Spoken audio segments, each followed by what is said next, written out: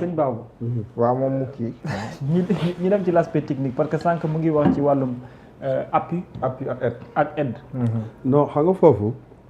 dama doon def ay ree quoi parce que mooy liy kii wax am na yenn du ñu lire. d'accord yenn opposants yi du ñu lire. wala aussi dañuy lire duñ comprendre. dama def sama page Facebook am ñaari post ma ne tas ne lit pas Mike ne clique pas. tas ne lit pas je faisais allusion bon souvent daa ma tudd tour mais bien devait Thierno Alassane ça ne lit pas. parce qu'il n'a pas lu un budget qu'il a voté. ma ne Mike ne clique pas. Mike comme Mamour Idekar ne clique pas CLIK parce qu'il parlait des emprunts placement par syndication naa si ñëw léegi. keneen ki moom pare naa si moom je ne vais même pas le parler l'utiliser. léegi ñu ne léegi oui Sénégal depuis 1 an jotul xaalis. et pourquoi dans le budget on a vu que les investissements sur ressources extérieures. waaw dafa augmenté. comme pour dire que oui c'est pas vrai ñu ngi FMI mu ngi jox xaalis. ma ne ko il a lu mais il n'a pas compris parce que gis nga quand tu es sur les choses superficielles doo jël sa temps plonger dans les livres def analyse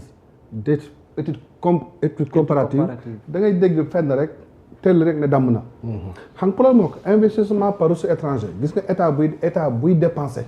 waaw dafa am 6 catégories de dépenses yoo xam ne moom la état di génnee xaalisam. yàlla bis njëkk mooy intérêt de la dette loolu dinaa ñëw la si mooy dette bi boobu lay moom bu ñu demee ci kii bi dinañ ci dafa am intérêt de la dette. dépense pour l'intérêt de la dette.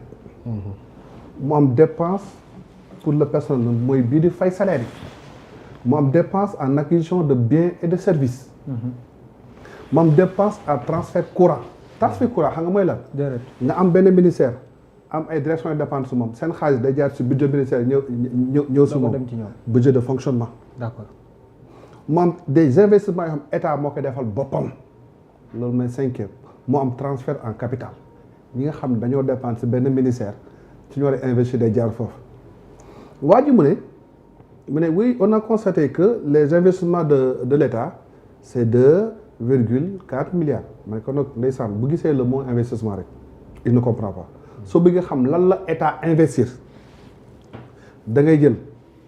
les investissements menés par l'État plus le transfert en capital nga boole ñaar yooyu ba pare nga ne maintenant nan la ko état investir est-ce qu'on l'a investi par des ressources internes wala on l'a investi par des ressources externes mais ressources externes si biti la waa ji mu ne oui suñ ne FMI joxuñu dara c'est pas ça may ko nag il n'a pas compris FMI c'est ressources externes ñett lay génne ñett ba ñeent yaa ngi koy wax léegi prêt concessionnaire prêt concessionnaire la concessionnalité du prêt mooy prêt bi dana lebal xaalis boo xam ne su naan concessionnalité 2 mbir la fu la banque bi di lebalee à 15% à 14% moom mën a lebale à 1%. doo ko yëg sax doo ko sax yëg deuxièmement fu la banque lebalee léegi ne la commencé fay fin de mois kii mu ne la may naa la nga si fekk 6 mois nga commencé fekk loolu mooy différé donc la concessionnalité de la dette ça dépend du taux bas et le différé compte offre loolu mooy investissement par ressources extérieures les prêts concessionnels. Deuxièmement les dons. On reçoit des dons. waaw on reçoit surtout de la Chine. On reçoit beaucoup de l'Arabie Saoudite. waaw des pays du Golfe. Troisièmement mu am benn moom la Cheikh Ousmane doon wax léegi est-ce que da nekk aide budgétaire wala appui budgétaire. aide budgétaire on te donne de l'argent ne la yaa xam noo koy def. mais appui. dafa nekk aide pour accompagnement technique non seulement la jox xaalis bi. indi ñu lay accompagner. surtout pour le transfert de compétences.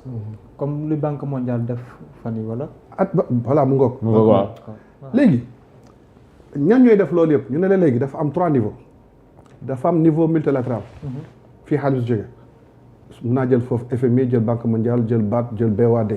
waaw deuxièmement mu nekk niveau bilatéral bon donc mun na jóge la Chine.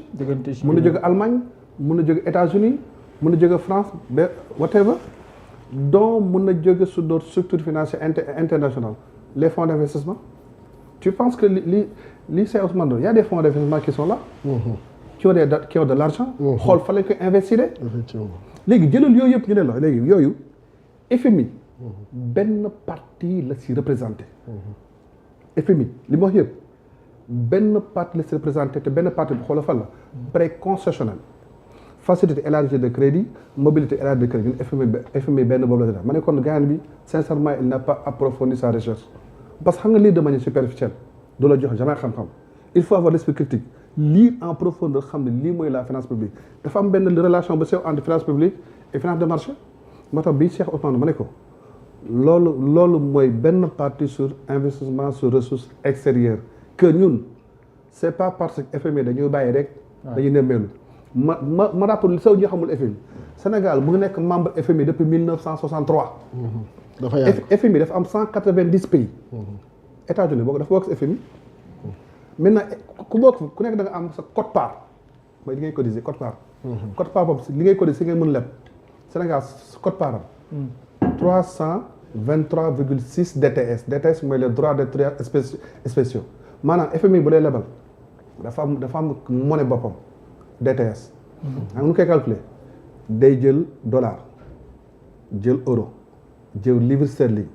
jël yen bu Japon jël yuan bu Chine mixé ko génne moom son prix DTS mu ne ko Sénégal kat yow comme da nga soxla xaalis lebal naa la 323,6 DTS boo ko converti Sénégal li ñu mën am FMI c'est 250 milliards. annuel ou bien annuel. par rapport sa quote-part. DTS. léegi foofu FMI ne maintenant moom article 4. des statuts du FMI. mu ne FMI day intervenir dëkk yëpp. des instruments financiers des instruments non financiers. instrument financier dafa amoon ñaar bii mujjee 2017 instrument de coordination des politiques économiques benn bi c'est ISPE instrument de soutien des politiques économiques moom moo commencé ba 2017 mu arrêté ce sont des instruments non financiers mooy ñëw ne la damay calculer sa soutenabilité de la dette est-ce que yow sa bor bi nga am t'es surendetté waaw mais est-ce que c'est fort moyen wala modéré ba pare mu ne léegi dama bëgg defar sa cadrage budgétaire loolu dañuy accompagner c'est-à-dire accompagnement yi def pour les états xam nga loolu lu muy jëriñ bu la accompagner ba xam tuyee dans le corde foofu nag la instrument financier mën ñëw ñu ne ak léegi yow am nañ mën na la lebal facilité élargie de crédit mobilité élargie de crédit donc loolu FMI intervient dans tous les pays mais am na comme mu ne man soxla ma sa xaalis accompagnement laa bëgg sa expertise déjà kii FMI man je ne veux que les instruments non financiers accompagnement expertise ñeneen ñi man dama bëgg ñaar yëpp mu ne avant nga am ñaar yi il faut que ma accompagne non financier ba xam ne est-ce que le cadrage macroéconomique le cadrage budgétaire est respecté ma dugal la xaalis lii mooy FMI c'est écrit dans les statuts article 4 du FMI mais les gens ils ont l'impression que moo tax il faut qu'ils lisent quoi parce que dafay jël temps rek il faut que soo bëggee maintenant faire la politique aujourd'hui bëgg concurrencer débat passif da ngay nangu lire gëstu argumenter analyser ñëw toog sur le plateau nga teg ko moom laay confirmer li kii wax lépp sëñ Mansour ak Cheikh Ousmane di wax léegi exactement ça d'accord ci côté investissement la bu fekkente ni Chine la tey ci li ñuy xaar ci moom ci yenn secteurs yi nga xamante ne taxaw na dan nga ñu ci mën a defal comme lecture boo xam ne bu technique lay doon fu ñu mën a xaar boo xam ne du mën a ñàkk ci wàllu investissement ak yeneen yoo xam ne priorité la aujourd'hui vis-à-vis de votre vision Sénégal 2050. Non, la vision Sénégal 2050 a été tellement claire dama ko répéter waat rek ñun dañoo ne suñu axe 1 économie compétitive dañuy cibler quelles sont les filières stratégiques moteurs de la croissance économique mooy bii di changer xar kanamu Sénégal ñu ne industrie extractive xam nga dafa am benn document gaz to power gaz to power boo jëlee sunu gaz bi ñu am na benn partie boo xam ne dafay revenir au Sénégal c'est-à-dire bu ñu génnee la production brute am na benn redevance bi ñu si jël bu nekk la production nette maintenant kii investir day jël wàll bu nekk cost oil li des mooy profit oil moom la Sénégal di jël wàll Sénégal dafa ne man sama wàll bi may am du ma ko jaay puisque am na intention développer industrie parce que maanaam le modèle easy industrialisation par la source des importations gaz boobu damay jël ay gazoduc indi ko Sénélec xam nga Sénélec amoon na ay centrale bii modèle yu jël gaz ak fuel léegi am na ay centrale à gaz yu ñu def yoo xam ne courant bi on va l'utiliser au niveau de l'industrie moo tax ma le premier secteur stratégique c'est l'énergie deuxième secteur c'est agroalimentaire parce que foofu il faut qu'on fasse la différence entre sécurité alimentaire souveraineté alimentaire voilà donc waaw ay concepts yu wuute la waaye ay concepts yu wuute ñu ne puisque on a une économie qui est désarticulée damay rappel bi avant ñoo bind suñu Sénégal 2050 bi on a étudié le Sénégal de 1960 à 2023 dëkk dafa am ñetti secteur primaire tout ce qui est ressources naturelles secondaire la transformation industrielle secteur service secteur primaire li muy contribuer ci PIB c'était 15%. Secteur secondaire 25%. Secteur tertiaire 60%. mu nekk une économie désarticulée maanaam lu ëpp suñu industrie n'est pas encore développée. te li ëpp ci Sénégalais ñu ngi secteur primaire. li si ëpp Sénégal ñu secteur primaire. te secteur service problème mooy contribuer 60% du PIB dafa am maintenant lu tubaab lu économiste wax growth jobless c'est-à-dire croissance sans création d'emploi yi nekk dans le secteur service am na croissance mais duñ créer emploi bu bëri ma jël kenn ku jël 100 milliards rek wala 200 ku jël 200 500 milliards tabax si benn immeuble R+10 tu t'enrichis nga tabax ko ba immeuble bi taxaw tu loues 20 appartements tu t'enrichis mais tu as créé combien d'emplois il contribue à la croissance mais ne crée pas d'emploi li ëpp lu muy créer emploi c'est l'industrie ñu ne léegi industrie manufacturière en sous-texte maintenant industrie agroalimentaire ak manufacturière foofu la Chine di intervenir deuxième bi les services le New Deal technologique le 24 janvier su ma juum bon janvier su peut-être mën naa tromper on a lancé le New Deal technologie tey jii le ministre Aliou Sall il a signé une convention New Deal technologie bi ñu dajax maintenant ay Huawei ay Alibaba pour yow gars yi dañ dajax Huawei Alibaba rek pour visiter ay centre nii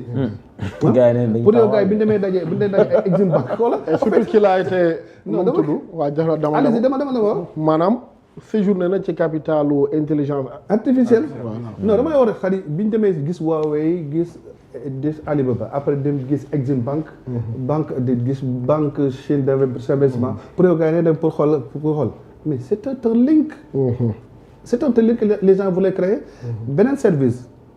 tourisme ak artisanat mais quand même xam nga tourisme gars yi dañu foog ne rek tourisme balnéaire tourisme culturel tourisme religieux tourisme mais attends on a des choses à développer dans le secteur du tourisme et de l'artisanat lu bëri sax bi si mujjee mooy dañ koy négal industrie culturelle et créative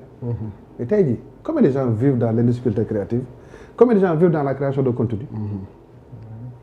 ñaata nit ñoo nekk ay milliardaires dans la création de contenu Sénégal moom léegi ñu bari daanaka moo leen non tourisme culinaire sax li ma lay wax nii gis nga li ma lay wax nii ak gastronomie xam nga damay bañ gars yi fondé li Ousmane dem motañoo ko da ngay dem Vision Sénégal 2050 wallahi on a ciblé trois industries extractives agroalimentaire manufacturier les services à valeur ajoutée numérique 1 tourisme artisanat 2 ICC 3 dañ ko bind avant Ousmane dem loolu nag la yóbbu ne man lii mooy mu dem national lii mooy la Vision Sénégal 2050 jaay leen ko d'accord tu as compris voilà exactement loolu leer balaa ñu dem ci deuxième point waaw balaa ñu dem deuxième point dama bëggoon na moo xam ne jaaree par benn tiis boo xam ne dab nañu ci turu waa Seneweb yëpp mooy ministère du tourisme de l'aménagement touristique et investi dañu am benn accident boo xamante ni moom la ñu am ki nga xam ne moom moo nekk monsieur Ousmane Ndaw nekk directeur des investissements de l'aménagement touristique voilà donc moom moo ci ñàkk bakkanam ñu koy jaal ministère bi yëpp di ko jaal également ñi nga xam ne ñoom lay HLM 4 la dëkkoon voilà très bien di ko jaal aussi sénégalais yëpp ci turu Seneweb voilà ci accident bi la ñàkkee bakkanam ñu ngi xibaar aussi que am na ñoo xam ne am nañ ci ay gaañu ñuy ñaan également dañ leen taxaw ñoom tam ci seen waaw mais mi ngi daan toog ci bu baax a baax pharmacie bi noonu ci angle voilà donc di jëbal jaal bi également njabootam ak ministère bi yëpp ñoom ñëpp aussi amiin voilà Mouhamed kon ñu dem ci ñaareelu poñ bi waaw bor bi bor bi 10 000 milliards de tête 10 200 milliards waaw 10 200 milliards waa APR génne nañ communiqué waaw nee nañu yéen Khalifa Sall FDR ah bon ak FDR kon bor bi yëpp passé bu ko def